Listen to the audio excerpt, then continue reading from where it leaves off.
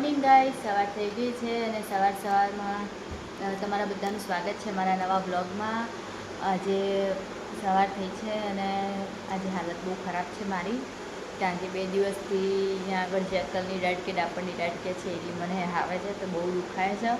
તો આજ જવાનું છું હોસ્પિટલ, એટલે હું આજ થોડી વહેલી ઉઠી ગઈ છું અને બહુ રાતનો 2-3 દિવસથી દુખાવો થતો હતો.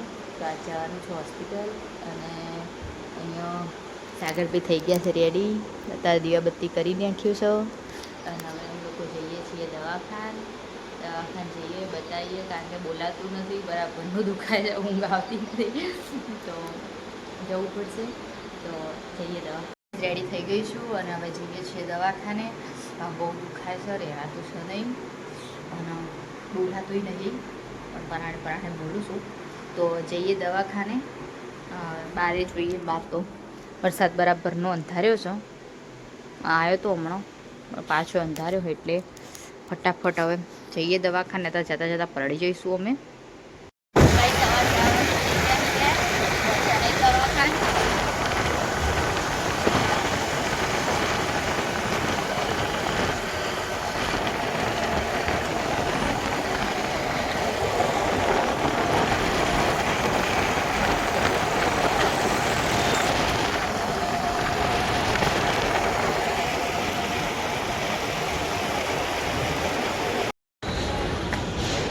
કઈ બાજુ જવાનું? આ બાજુ, અહીંથી જવાનું. કઈ અમે આવ્યા છીએ અહીંયા દવાખાને. અહીંયા પર દવાખાને આવ્યા છીએ. હવે દવાખાને જઈએ, ખબર નહીં કઈ જગ્યાએ. આ એવી વાત છે, કદાચ ડેન્ટલ ક્લિનિકમાં આવ્યા છીએ અમે. અહીંયા કેસ બેસ કઢાવીએ. ચપ્પલ કાઢવા પડશે હા વરસાદમાં.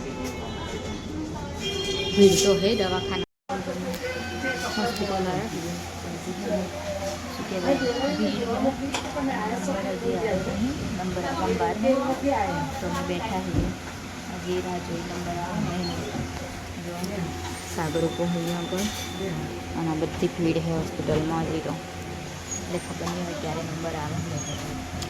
નંબરની રાહ જોઈને બેઠા છીએ.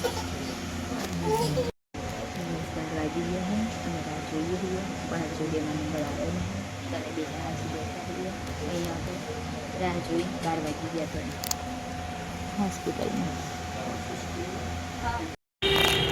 રાત ચઢાવીને આવી ગયા છીએ અમે. દાઢ અહીંયા બોલાતું નથી કંઈ. હવે સીધા ઘરે. હવે 4 દિવસ સુધી ખાવાનું બંધ.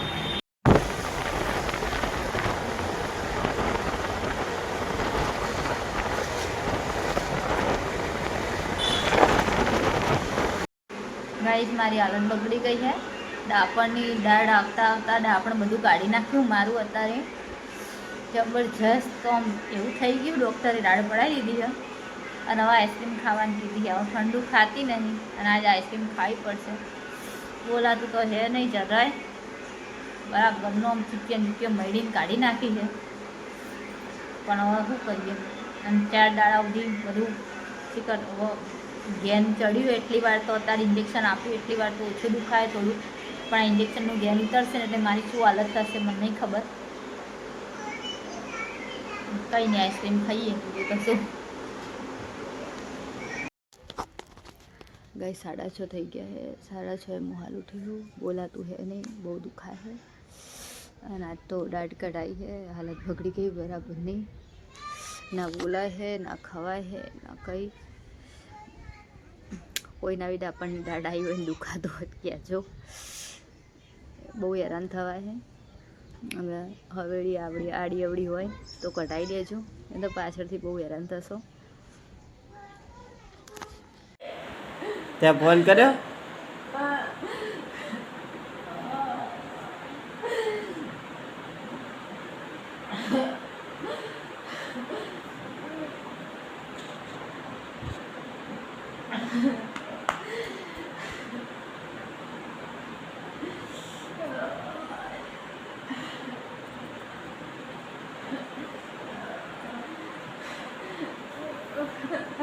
ગાઈઝ આજ મારી તબિયત બરાબર નહીં ખરાબ હે, એટલે આપણે છે ને શું ખાવા બનાવી શકવાના છીએ નહીં. બરાબરનું દુખાય છે દાંતમાં બધું આખું ફેસને બધું, તો કશું થાય એવું નહીં, બરાબરનું દુખાય. એટલે બેઠી બેઠી ધીમે ધીમે લસણ ફોડું હું.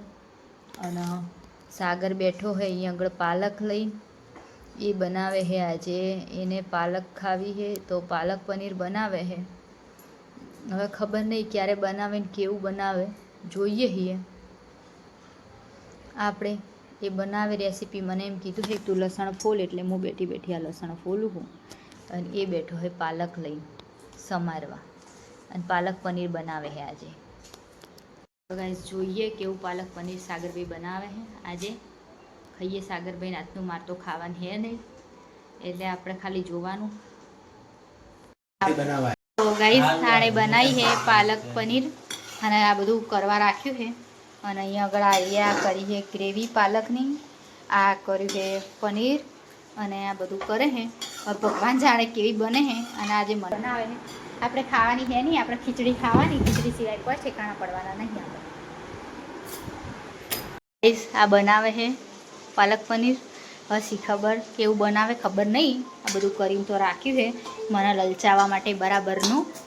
અને એના શિખર કોકના ફોન આવી જાય છે, ભગવાન જાણે. અને આ એ હાય ટિંકલબેન આપણા ઘેર, એમના ઘરવાળાને લઈને મન મળવા માટે, મન દાઢ દુખાતી હતી એટલે.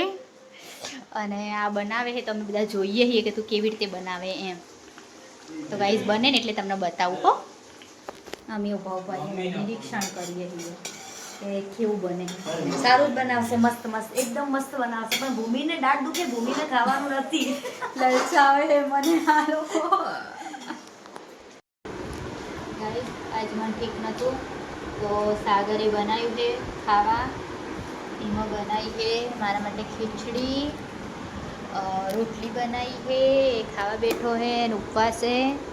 અને પાઈએ બનાવી છે આપણે પાલક પનીરની સબ્જી, પણ મને ખાવા જ નહીં, એટલે હું ખીચડી અને ગ્રેવી થોડું થોડું ભેગું કરીને ખાઉં છું, કારણ કે ને મને બીજું ખવાતું કંઈ નહીં.